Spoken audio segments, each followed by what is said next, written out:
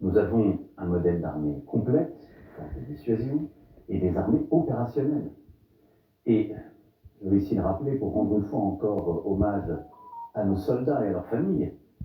Nous sommes un des rares pays en Europe qui, pendant 10 ans, a eu des forces déployées au Sahel pour lutter contre le terrorisme. Et nous avons perdu là-bas des dizaines d'hommes.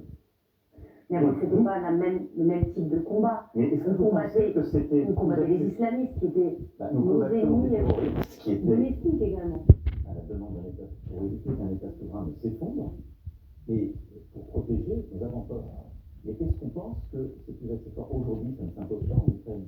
Mais est-ce qu'on doit tout exclure pour autant? Ce que je veux dire par là, c'est que nous sommes prêts, c'est que j'ai décidé, dès mon premier mandat et dès le début, une augmentation du budget de nos armées considérable, qui fait que les 2 lois de programmation militaire que j'aurais eu à décider comme président auront conduit à un doublement du budget de nos armées. Donc, nous ne nous réveillons pas. Je voudrais juste clarifier un point, c'est que ce qui s'est passé ces derniers mois est un changement profond.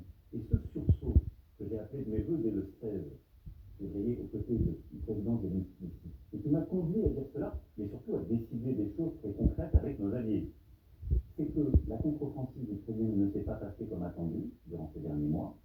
Et c'est quand vous regardez la situation de ces dernières semaines, la situation est difficile sur le terrain pour les Ukrainiens. C'est une méthode. C'est une méthode. Je ne dis pas de défaitisme, mais elle est difficile. Ils sont courageux une fois encore. Mais ils ont des limites. Ils ont des limites en termes d'hommes.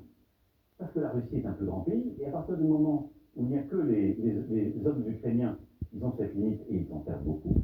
Et ils ont une limite en termes d'obus, missiles, puisque à peu près au moment où je vous parle, quand la Russie tire 10 obus, on lui répond avec 1. Bon, moi, ça m'a Et donc vous voyez que ça met la situation sur le front en grande fragilité. Et à côté de ça, vous avez un régime au Kremlin qui s'est profondément dans des moments, parce que tous ces derniers mois, je dirais, en multipliant les attaques informationnelles et cyber, et y compris dans notre quotidien, sur les hôpitaux, en France et ailleurs en Europe, qui a durci en décidant de tuer les opposants politiques. C'est pas nouveau, vous êtes bien alerté en 2014. Mais je ne dis pas que c'est nouveau, mais ça s'intensifie. Mais l'alarme, vous avez... Ce n'est plutôt, c'est ce que je veux dire. En 2014, alors, vous ne pouvez pas tout à la fois me reprocher de la sonner trop tôt et d'avoir pu la sonner plus tôt. Je crois que je regarde avec lucidité la situation. Nous avons d'abord tout fait, au-delà de sonner l'alarme, pour être exigeants.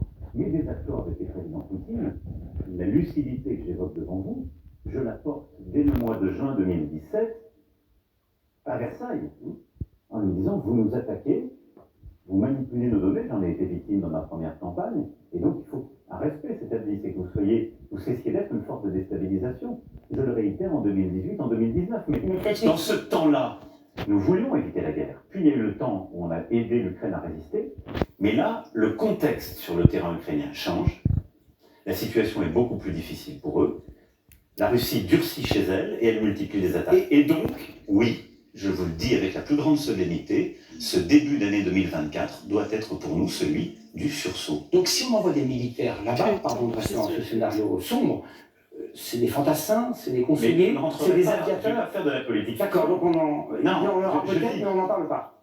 Mais d'abord, je ne le souhaite pas. Je souhaite que la Russie cesse cette guerre, se retire des positions qui sont les siennes et permette la paix. Mais vous n'y croyez plus. Mais ce qui est important ici, d'abord, ça n'est pas mon souhait. Mais 2, je ne vais pas donner de la visibilité à quelqu'un qui ne m'en donne pas. C'est au président Poutine qu'il faut poser cette question. Enfin, allez lui demander où sont ses lignes rouges. Votre ministre des Armées, lui, il a donné une certaine visibilité. Il a dit non, on n'en voit pas d'hommes là-bas, ce sera peut-être des démineurs. Nous ne savons pas ce à quoi on s'attendait. Ce que je peux vous... Parce qu'il a fait le distinguo entre ce qui était décidé que nous mettons en place et ce qu'il ne faut pas exclure parce que nous nous adapterons. Nous avons décidé, le 26 février dernier à Paris, d'aller plus loin dans l'aide à l'Ukraine, de mettre en place une coalition pour leur fournir des missiles ou des bombes qui leur permettent de toucher leur sol, jamais la Russie, mais d'atteindre derrière les positions russes aujourd'hui. Nous avons décidé aussi d'accélérer pour aller chercher des munitions partout où elles sont disponibles. C'est ce qu'ensuite je suis allé faire à Prague quelques jours plus tard.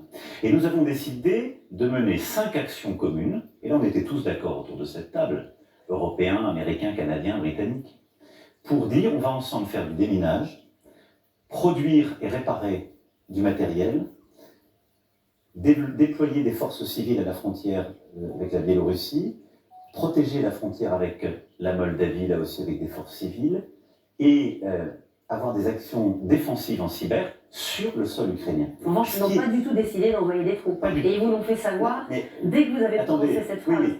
Oui, on peut systématiquement revenir là-dessus. Et je vais y aller parce que c'est un peu le sujet et totalement de tous les Français. Mais ils ont tout à fait raison.